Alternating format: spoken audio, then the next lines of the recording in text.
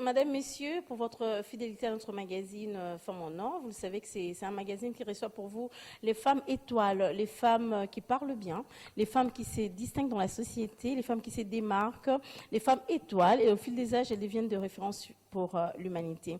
Alors aujourd'hui, nous allons donner la parole à une grande dame. Il s'agit de Madame Fidèle Kaninda. Madame Fidèle, bonjour et bienvenue. Bonjour, merci. Ok. Alors, s'il faudrait savoir qui est Madame Fidèle Kaninda? La femme africaine, bien habillée. Merci. Ok. Bon, Madame Fidèle Kaninda est avocate, premièrement, Ok. au barreau de Kinshasa, Matete. Ok. Elle est assistante à la faculté de droit Ok. à l'Université libre de Kinshasa. Ok, très bien. Actuellement, elle est chargée d'études au ministère des hydrocarbures. Ah, ok. Donc, vous êtes juriste, vous êtes en même temps assistante, vous êtes en même temps chargée d'études au ministère En même temps. Non, c'est-à-dire vous êtes une femme à multiples facettes, c'est ça? On peut dire ça. Ouais, vous faites tout à la fois. C'est facile pour vous de concilier le tout? Bah oui, parce que déjà, au barreau, il faudra demander l'omission. Ok. Pour pouvoir travailler au ministère. Et bon, moi, je trouve que c'est une question d'organisation. Lorsqu'on est organisé, on sait comment se départager. Ok. Alors, Madame, Monsieur, vous avez compris que Madame Fidèle Kaninda, elle est juriste en même temps, permettez-moi de le dire, elle est juriste, elle est aussi assistante au sein de l'Université libre de Kinshasa et elle est aussi chargée d'études au sein du ministère des hydrocarbures. Alors, on va parler avec Madame Fidèle Kaninda aujourd'hui du projet de loi Chani, la loi sur la nationalité congolaise. Être président de la République, il faut être congolais de père et de mère, c'est une loi, c'est une proposition de loi qui a été donnée à l'Assemblée nationale. Et puis, on parlera aussi de la pénurie de carburant qui est observée à Kinshasa. Bon, je ne sais pas, on commence par quoi? On commence d'abord par la pénurie du carburant. Et puis, on va chuter avec la loi Chani parce qu'on est congolais. Alors, Madame Kaninda, vous êtes quinoise? Oui. Vous circulez aussi dans la capitale. Oui. Vous êtes sans ignorer que la pénurie de carburant s'est fait sentir vraiment dans la capitale. Vous êtes chargé d'études au sein du ministère des hydrocarbures. J'aimerais savoir qu'est-ce qui justifie cette pénurie de carburant. Déjà, vous me prenez au mot parce que ce n'était pas ça les vifs du sujet. Et puisque vous êtes là, l'occasion fait de la oui. La crise en produits pétroliers est mondiale. Et nous le savons si bien. Il ne faut pas confondre la crise à la pénurie. Il y a une différence non, entre on n'a pas pénurie. Pénurie et rareté. Rareté, non, mais les produits sont là. Oui. Il y a un petit souci de logistique. Avec les embouteillages qu'on a.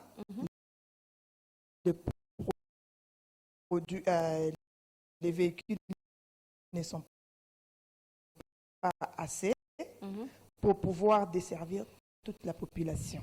Là, il y a un petit souci côté logistique.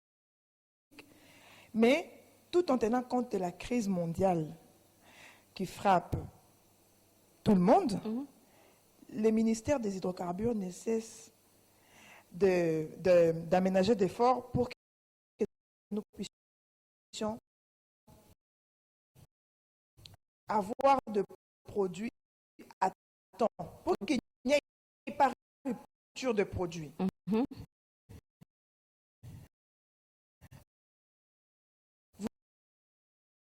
appelez ça la pénurie, mais lorsque vous partez, avant d'arriver ici, j'ai fait quand même la ronde des stations. Je suis allée à Kobil, Lukusa, Indienne, Galaxy, vers la maison Schengen, Indienne, Saut des Moutons, Ariana, sur Saint-Doué, les stations de Saint-Doué, et il y a KM. Les stations vendent le produit, il se pose un problème de discipline. Je venais de livrer quand même une petite interview avec le gérant de la station indienne, Maison Schengen.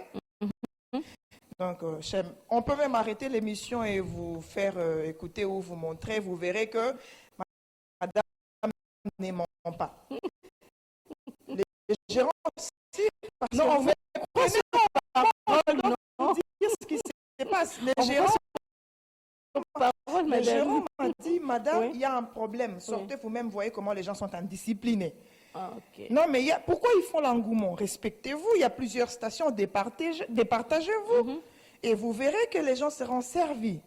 Il y a encore 2 navires qui arrivent, je crois, d'ici la fin de cette semaine. Oui. Les gens seront servis. Pourquoi il n'y a pas de problème en gazole?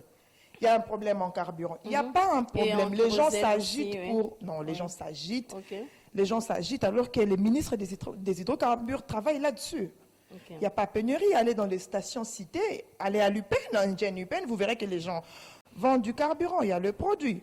Vous êtes venu, vous avez manqué comment arriver à la chaîne, madame? Mais je suis arrivée quand même. Quand même. On parle d'une situation Vous avez été générale, servi oui. ou pas à la station? Difficilement. Merci, vous avez été servi. Donc, soyez disciplinés et Oui. vous verrez que cette difficulté-là n'aura plus sa place. C'est une question de discipline de la Les part gens de doivent se conducteurs. discipliner. Oui. S'il y a un peu de produits, Oui. ils ont déjà reçu des consignes de la part du ministre des hydrocarbures que s'il y a il y a un peu de produits Servez qui tout le restent, monde.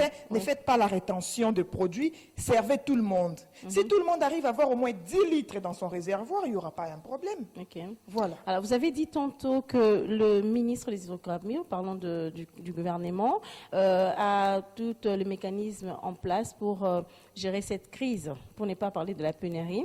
Alors, j'aimerais savoir quelles sont ces initiatives-là que le gouvernement va mettre en place pour gérer cette crise. Parlons de la crise et non de la pénurie. Non, mais le ministre des hydrocarbures est un manager. Ok. Il a avec lui les SOCOM. Il a avec lui des majors, comme des Total et des Engines. Ces gens-là amènent des produits. Nous avons des Petrocam. Il y a même son navire qui va bientôt accoster. Oui. Donc, vous voyez qu'il n'y a, il y a pas un problème de ces côtés-là. Ok. Le ministre est d'abord partenaire de ces gens. Ensemble, ils arrivent à trouver des solutions. Il ne se passe pas une seule semaine sans que les ministres voient les opérateurs dans le secteur, sans que les ministres demandent ce qui se passe sur terrain, sans que les ministres sachent dans telle société ou dans tel dépôt, il en manque combien, il en reste combien.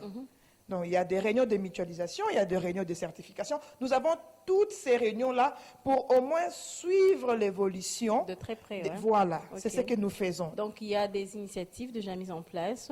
Il y a quand même des efforts fournis au sein du ministère pour que cette crise soit gérée. Ça On a est en toujours décembre. été géré. C'est une crise mondiale, c'est Elle ça? est mondiale. Ok. Et Nous pourquoi ne elle est produisons mondiale? pas assez, Oui. nous devons savoir. Nous ne produisons pas assez. Oui. Il n'y a que Perenco, s'il faut citer le nom, qui produit des bruts Ok. en plus. Mais nous achetons, nous exportons le produit. Qu'est-ce qu'on fait? Nous faisons en sorte qu'il n'y ait pas, qu'il ne manque de rien dans les dépôts de CEP. À chaque fois qu'il y a diminution de produits, il y a des bateaux, le gouvernement ne cesse de payer, tant soit peu, les manques à gagner pour permettre aux sociétés d'aller acheter, de s'approvisionner, d'acheter des produits pour qu'à chaque fois que les besoins se ressentent, qu'on ait quand même le minimum pour vivre. Alors, je vais me mettre à la place de l'opinion Oui. publique pour dire qu'avec ces files d'attente qu'on observe dans les stations-service, est-ce qu'on ne risque pas de voir le chauffeur de taxi-bus revoir à la hausse le prix de transport en commun? Puisque le prix jusque-là n'a pas augmenté, Ok. je ne vois pas pourquoi ils vont augmenter le prix. C'est question de patience, soyez patient, soyez disciplinés dans les stations. Renseignez-vous. Quelles sont ces stations-là? Ne venez pas dans une seule station vous coffrer alors qu'ailleurs, il y a des stations qui n'ont pas assez de gens. Mais il y a des stations qui sont fermées, ça il faudra le dire. La jusque-là, plupart, ouais. ce sont des privés, comme je dis. Sonaïdroc, ce matin, Sonaïdroc a vendu le produit. Sonaïdroc Première Rue, Sonaïdroc Palais du Peuple. Les gens ont fait la queue normalement, les gens ont été servis. Normalement, et d'ici le soir, s'il y a encore de produits Sonaïdroc, CEP viendra livrer et on va vendre les produits. Est-ce qu'il y a une majoration de prix de carburant? Jusque-là, non. Ok. Et la majoration ne se fait pas en un clin d'œil. Ok. Il faut qu'il y ait concertation. Mais c'est tout le monde qui crie à la majoration. Tout On le a monde majoré crie, les mais prix le de gouvernement carburant. n'a pas décidé Mais parce vous que avez c'est le sillonné les gouvernement qui stations paye le services. prix à la pompe. Ok. Le Mais vous avez gouvernement- sillonné les stations-service, vous avez Oui. vu le prix. Non, le prix n'a pas changé jusque-là. Ok. Le prix n'a pas changé. C'est le ministre de l'économie qui fixe les prix. Ok. Il n'a rien dit comment on va Ok. changer des prix à la pompe. Vous confirmez que cette situation, il y a, il y a Il y a aussi l'économie qui est en danger. Les gens ne voient que les Donc c'est en hydrocarbures. collaboration entre Bien l'hydrocarbure, sûr. les Nous, de notre oui. côté, nous faisons de notre Oui. mieux pour Oui. qu'il y ait le produit. Ok. Côté majoration de prix, ce n'est Oui. pas nous. C'est l'économie. Et voilà. Et le produit, jusque-là, je vous rassure que Mhm. le ministre de l'économie n'a pas encore signé un arrêté majorant les prix à la pompe. Non. Voilà. Convaincu, André, que le prix du carburant à la pompe n'est pas majoré, ça il faudra le dire. Parole de Jusque-là, non. la chargée d'études hein, Jusque-là, au sein il du n'y a ministère pas des majoration. Organisations. Donc, vous allez, par rapport à ces chapitres, lancer un message à tous les téléspectateurs qui vous suivent, parce qu'il y a des gens qui suivent cette télévision, ils disent que non, ça ne va pas avec le secteur du transport en commun, on souffre. Il suffit d'appeler un motard et de fixer les prix comme il veut. Vous allez lancer un message qui peut apaiser ces gens. Déjà, comme on dit en droit administratif, la compétence est d'attribution. Parlant de secteur de transport, là, nous voyons le ministre qui gère les transports en commun. Donc, chaque ministère a son rôle à jouer. Donc, nous, de notre côté, on vous garantit qu'il n'y a pas pénurie. Okay. Alors, du côté prix, économie doit garantir. Du côté transport, le ministre ayant les transports dans ses attributions, doit également garantir à la population. Donc, la population doit être calme. La population doit être calme. Pas agitée, hein? Il y a du carburant en abondance en RDC. On sait gérer On ne la pourra crise. pas dire, non, dire en abondance, c'est exagéré parce qu'au moment où il y a crise mondiale, Oui. tout le monde essaye d'avoir le minimum pour que sa population n'en souffre pas. Donc, à comparer avec d'autres pays, quand même, en RDC, on sait gérer cette crise. Très hein? bien, on sait Ok. bien le gérer. Ok. On est bien. D'accord. Alors, on va dire un mot par rapport aux appels d'offres que vous avez fait. je prends toujours à pied levé, là. Comprenez-moi, on a toujours besoin de votre apport. Quelles sont les démarches suivantes après les appels d'offres maintenant? Après les appels d'offres, il faudra vous souvenir que du 28 au 29, il y a eu lancement de l'AMI, Ok. des amis d'ailleurs, parce qu'il y a avis à manifestation d'intérêt pour le gaz Oui. et pour le pétrole. Après cela, nous entrons déjà dans la phase de présélection. Notre loi prévoit 2 phases, à savoir la phase de présélection et la phase de sélection. Ok. Les soumissionnaires ou les gens qui viendront demander à l'État congolais la cession des blocs, parce que l'État cède, l'État ne vend pas des blocs, il cède ses blocs. Ok. Et la première des choses à faire dès la publication de l'AMI, Oui. ils doivent constituer les dossiers, ils doivent voir sur le site, parce qu'on a mis toutes les informations là-dessus, pour leur permettre de préparer le 4. Et là, depuis, on est en 2022 maintenant. 2022, ça Ouais. fait 18 ans. 18 ans déjà, oui. Donc, dites-moi si l'enfant ou le petit chinois ou le petit saoudien a été retrouvé sur le sol congolais depuis que la loi a été en, depuis que la loi est en vigueur. 18 ans plus tard. Aujourd'hui, l'enfant a 18 ans. Mais c'est fini. C'est fini, il va dire que Demain, je c'est suis tombé congolais. caduc, l'enfant Oui. est congolais. Oui. Pourquoi? Parce que le législateur évite toute forme de n'octroie pas la nationalité d'origine Oui. à Ne les l'enfant reconnaît naturel pas, ou oui. à l'enfant qui n'est pas né sur le sol du pays d'origine. Cet enfant-là est congolais d'origine, n'est-ce pas? De 2004 à 2022, ça fait 18 ans passés. Cet enfant-là est majeur. Oui. Demain ou après-demain, il ira Aussi voter. postuler sans Tu ne vas- problème, oui. Il va postuler, il va voter. Tu ne vas pas lui opposer qu'il n'est Le non, pays, oui. non, mais tu ne vas pas lui opposer cela. Oui. Que, écoutez, toi, tu es de telle race, tu n'es pas congolais. Nous, les Congolais, on est noirs. Nous, les Congolais, on Il faut est regarder les ceci. sangs, regarder la peau. Non, mais la loi de 2004 n'a pas fait allusion Ah, à tout ça, ça. oui. N'a pas tenu compte de tout cela. Ok. C'est ça le vrai danger. Mais est-ce qu'il y a une différence pour une personne qui est congolais d'origine et une personne qui ne l'est pas? Est-ce qu'il y a une différence dans la manière de diriger les pays? Bien sûr, Oui. celui qui n'est pas congolais d'origine n'accède pas au poste de souveraineté. Ok. La loi le dit, la Constitution est claire là-dessus. Et la loi électorale également le dit. Donc déjà, pour être candidat aux élections, tu dois, à tous les niveaux d'ailleurs, Prouver cela. tu dois être congolais, tu dois avoir l'attestation qui prouve, qui atteste que tu es Congolais d'origine. De père et de le mère. certificat de nationalité. Ok. Tu De père dois et de en mère, je suis avoir. congolais de père Là, et au de moins, mère. des pères et de mères jouent peut-être son Un rôle, oui. Mais les pères, quand on dit nul n'est censé ignorer la loi, c'est Oui. que la loi a été promulguée et tout le monde doit en prendre connaissance. Ok. Tu ne dois pas ignorer. Toutes les lois ont été promulguées et le journal officiel a fait son travail. Mais est-ce que les Congolais lisent? C'est ça le problème aussi. Nul n'est censé ignorer la loi. Non, tu ne peux Mais pas faut ignorer. toujours lire et apprendre. Oui, il faut qu'il y ait la des connaissance affranchie. campagnes Oui. de vulgarisation. Entre autres, nous avons beaucoup des ONG, nous avons l'opposition qui ne cesse de crier. Pourquoi pas l'opposition ou ces ONG-là, ou encore le gouvernement, organiser des campagnes, parce de que le gouvernement a sensibilisation. déjà fait son travail. Pourquoi pas Mais pour les vous qui juristes? criez, là, moi juriste, je viens de faire mon travail. Très bien. Coup de chapeau. Vous qui criez là, commencez par revoir certaines choses. Oui. Hein? Vous voulez être des futurs candidats, des futurs dirigeants de ces pays. Commencez. Hein?